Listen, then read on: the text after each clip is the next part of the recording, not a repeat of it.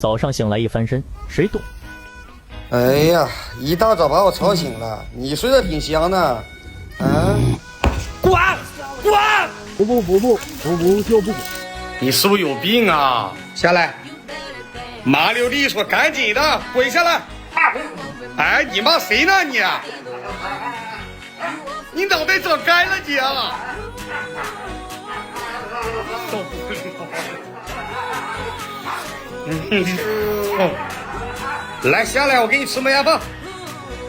走，跟个狗似的。就这不让我睡觉，还想吃零食啊？哼！